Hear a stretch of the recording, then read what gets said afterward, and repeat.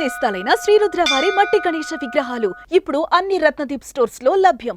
త్వరపడండి. అంటే ఇది ముందు రోజే అనుకున్నాను. యాక్చువల్గా ఇది మా దృష్టికి ఏంటంటే ముందు 1వ తారీఖు అనుకున్నప్పుడు అందరూ ఏమన్నారంటే మీరు వస్తే ఇది మాకు ఈ రిలీఫ్ ఆపరేషన్స్కి ఇబ్బంది అయిపోద్ది, మాకు దయచేసి మీరు ఈ రిలీఫ్ ఆపరేషన్ మీరు అడ్డం అయిపోతారని చెప్పేసి వారి సూచన మేరకు నేను ఆగిపోవాల్సి వచ్చింది.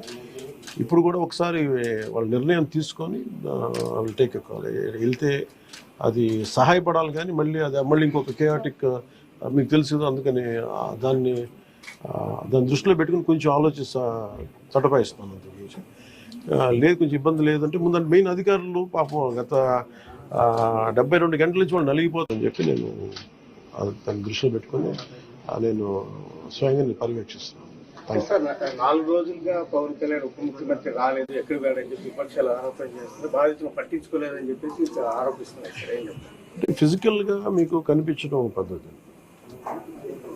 అంటే వాళ్ళు ఏమనుకుంటారు, నేను బోట్ వేసుకొని రెస్క్యూ చేయడం కుదరదు కదా, ఆ బాధ్యతలు లేకుండా ఎందుకుంటాం, అది ఏంటంటే అనాలి కాబట్టి అంటమే తప్ప. ఎంటైర్ మీరు చూస్తే మా పిఆర్ మెషినరీ, మన పిఆర్ పంచాయతీరాజ్ మెషినరీ మొత్తం ఎంటైర్ వర్క్ చేస్తాం మా సైడ్ నుంచి. అంటే అట్లేం కాదు సార్, ధైర్యం చెప్పడానికి రాలేదని చెప్పేసి వాళ్ళు ఆరోపణ చేస్తున్నారు కదా,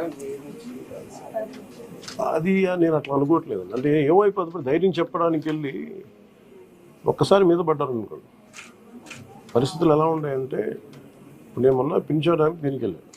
నేను వెళ్ళి సహాయ కార్యక్రమం అంటే నేను ఒక ప్రత్యేకమైన పరిస్థితిలో ఉన్నాను, అది మీరు అర్థం చేసుకోవాలి.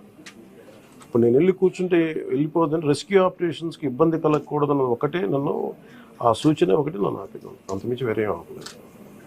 థ్యాంక్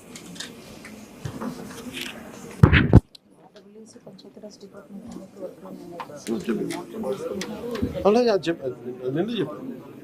అంటే పంచాయతీరాజ్ కానీ, రూరల్ వాటర్ సప్లై కానీ, ఇంజనీరింగ్ డిపార్ట్మెంట్ కానీ ఇవి కన్సిస్టెంట్గా పనిచేస్తున్నాయి in tandem with rescue operations.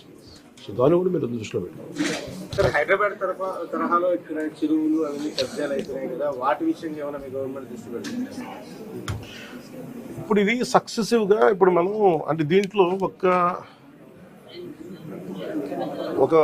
ఇది ప్రతి ప్రభుత్వం తీసుకోవాల్సిన బాధ్యత ఇది. ఇప్పుడు దీంట్లో ఆల్రెడీ చెరువుల్లో కొంచెం నాలాల్లో కట్టేసినవి ఉంటాయి.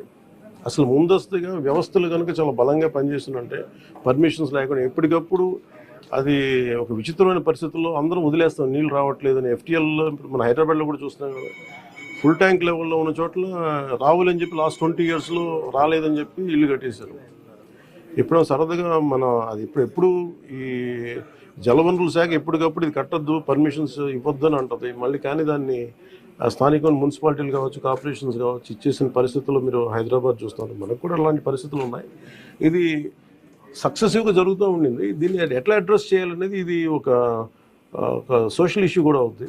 సో దీన్ని ఎలా చేయాలి, కొంత ఎడ్యుకేట్ చేసి, కొంత అవగాహన తీసుకొచ్చి, ఒక ప్రత్యామ్నాయం కల్పించి దీన్ని ఖచ్చితంగా అడ్రస్ చేయాలి భవిష్యత్తు. సుమన్ టీవీలో మీ పర్సనల్ అండ్ బిజినెస్ ప్రమోషన్స్ కోసం కింది నెంబర్కి కాంటాక్ట్ చేయండి.